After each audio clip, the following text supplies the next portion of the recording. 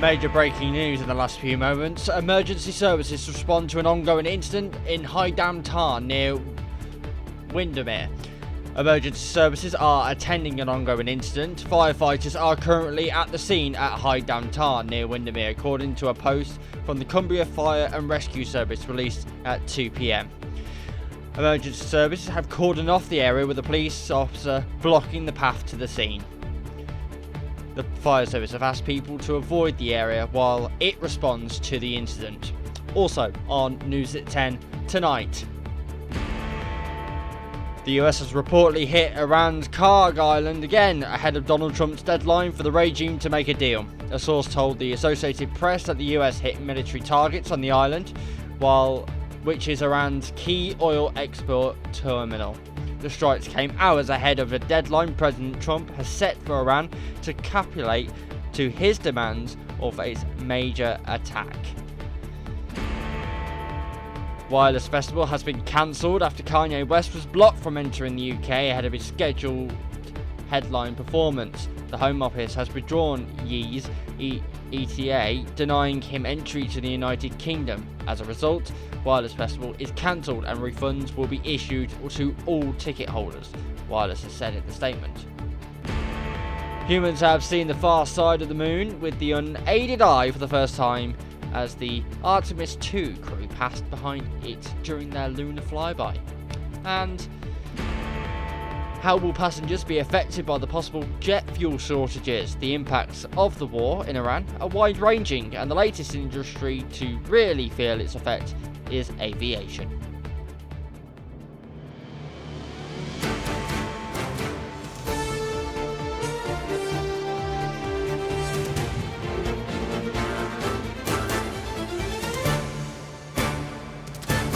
This is STV News at 10 with Mark Austin.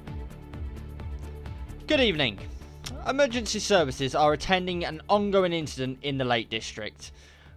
Firefighters are currently at the scene in High Dam Tarn near Windermere, according to a post from the Cumbria Fire and Rescue Service released today. Emergency services have cordoned off the area with a police officer blocking the path to the scene. The fire service have asked people to avoid the area while it responds to the incident. Police officers, mountain rescue volunteers, rescue helicopters and an air ambulance are also at the scene, according to the North Yorkshire Weather Updates Facebook page. One woman, Lisa Morris, commented on the post saying, "I think we've counted 3 fire engines, 2 fire cars, 4 police, 2 ambulances, 2 ambulance cars, air ambulance, search and rescue helicopter and 2 mountain rescue vehicles." Cumbria Police have told ITV Border that the force cannot reveal any details yet, but will release a statement in due course. And if we get any more information on this ongoing breaking news story throughout the programme, we will let you know. Next this evening, the US has reportedly hit Iran's Karg Island again ahead of Donald Trump's deadline for the regime to make a deal. A source told the Associated Press that the US hit military targets on the island, which is Iran's key oil export terminal. The strikes came hours ahead of a deadline President Trump had set for Iran to capitulate to his demands or face major attack.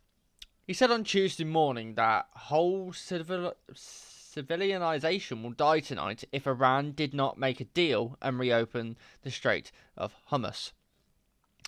"I don't want that to happen, but it probably will," Trump wrote on Truth Social.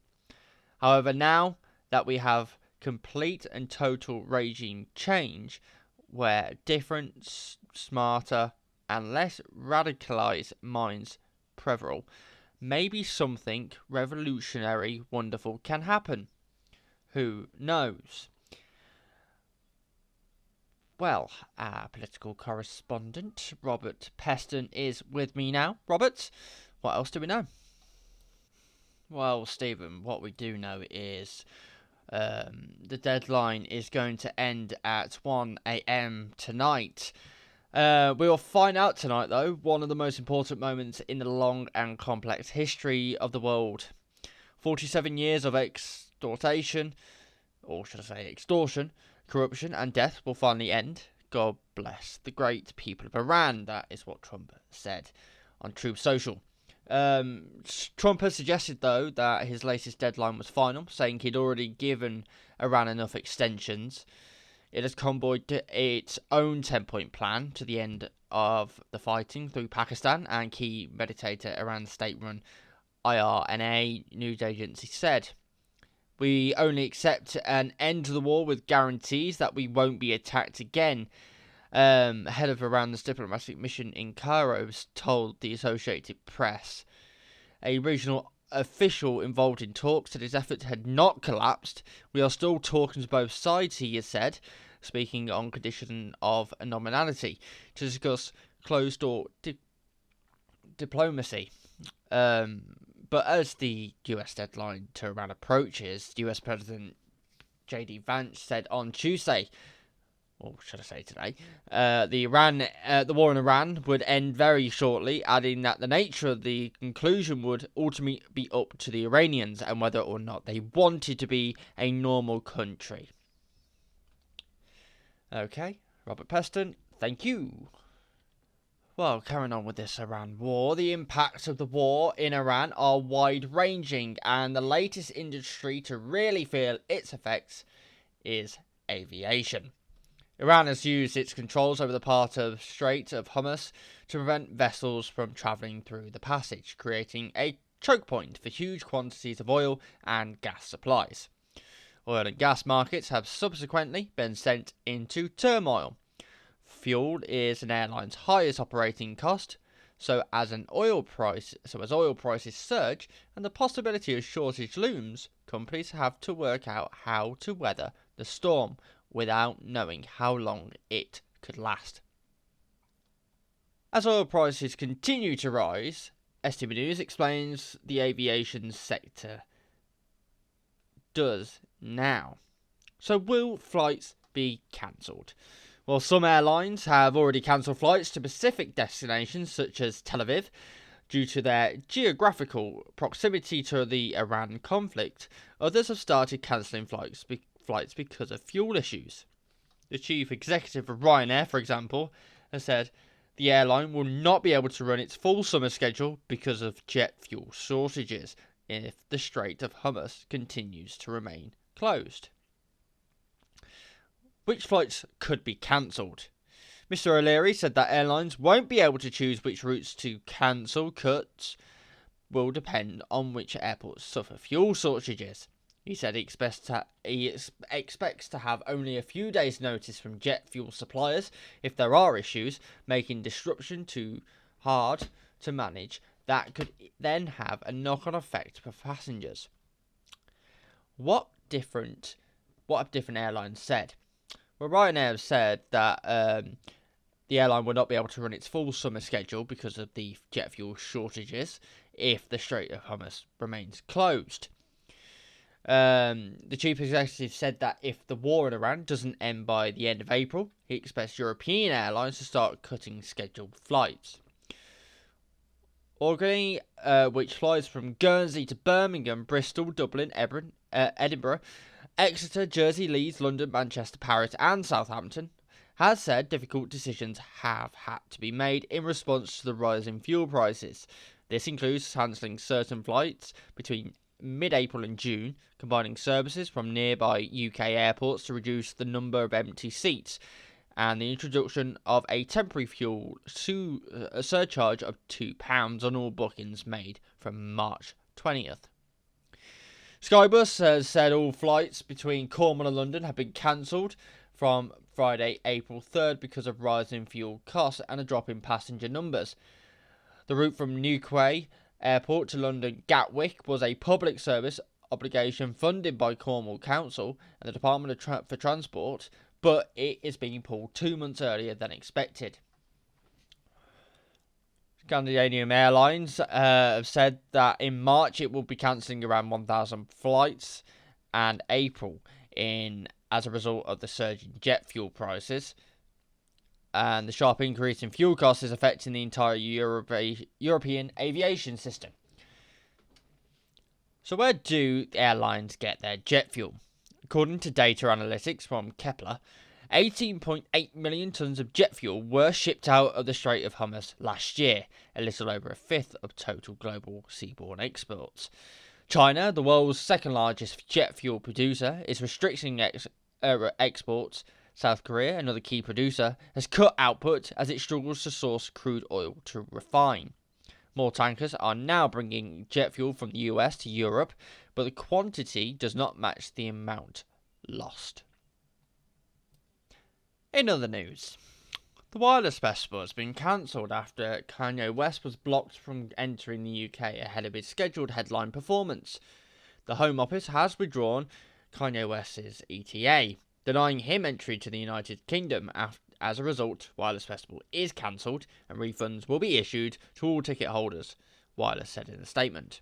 As with every Wireless Festival, multiple stakeholders were consulted in advance of booking Kanye West, and no concerns were highlighted at the time. West, who also goes by the name Ye, made an application to travel to the UK on Monday, which was blocked by the government. STV News understands. The decision was made on the grounds that his presence would not be conducive to the public good. The Wireless statement continued, anti-Semitism in all its forms is apparent, and we recognise the real and personal impact these issues have had. Algier said today he acknowledges that words alone are not enough, and in spite of this, still hopes to be given the opportunity to begin a conversation with the Jewish community in the UK. The announcement of West as a headliner at Wireless drew criticism from Prime Minister Keir Starmer and multiple Jewish organisations over his history over anti-Semitism. Downing Street had said all options remain on the table as West's application was being reviewed, stating that decisions are taken on a case-by-case basis in line with the law. In response to the building backlash, West said on Tuesday he wanted to meet with the UK Jewish community in person when he came to London. I've been following the conversation around Wireless and want to address it directly. My only goal is to come to London and present a show of change, bringing unity, peace, love through my music, the rapper said. I would be grateful for the opportunity to meet with the members of the Jewish community in the UK in person to listen. I know words aren't enough. I'll have to show change through my actions. If you're open, I'm here.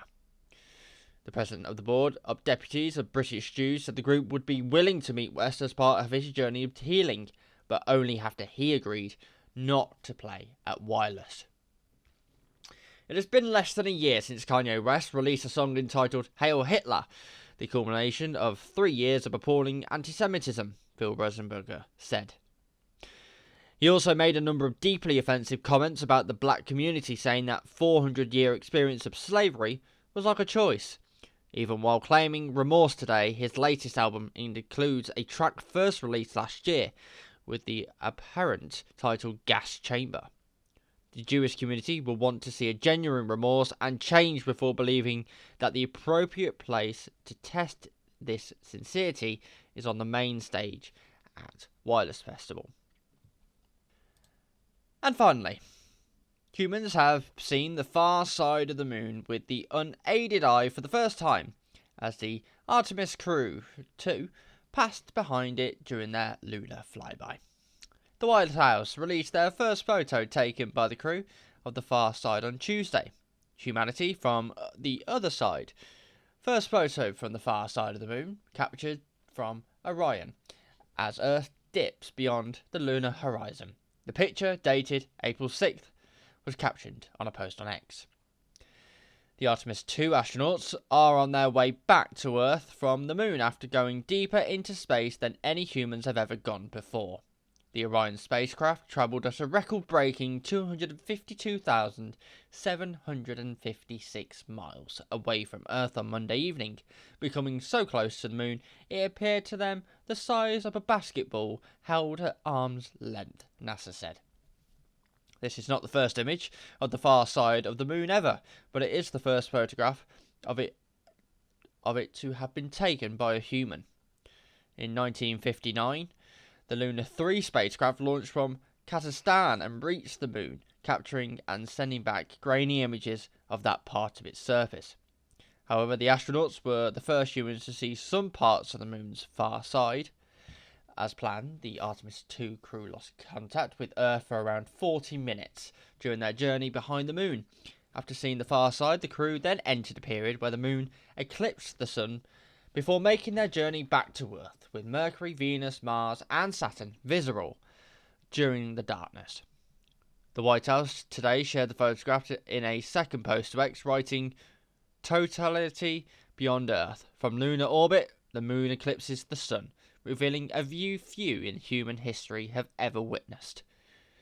The Artemis II crew is made up of 4 American astronauts: Reed Wiseman, Victor Glover, pilot, and Christina Koch, and 1 Canadian, Jeremy Hansen. Hansen described the crew had been giddy as they came within 4,067 miles of the moon. "When we were on the far side of the moon and out of contact with planet Earth, we all knew it. It was a milestone. We saw Earth disappear, and we were so busy with the science," Hansen said. The spaceship launched from Kennedy Space Center in Florida on April 1st. It will take the crew 4 days to get back to Earth, with a splashdown in the Pacific expected on Friday. Just to quickly bounce back to the start of the programme with that breaking news coming from the Lake District. We've had no updates yet, but keep an eye out on our website, itv.com/news. And that's where I think we'll leave it for tonight. Coming next will be the national weather and the news from wherever you are tonight. But from me and the rest of the News at 10 team, good night. Thank you for watching.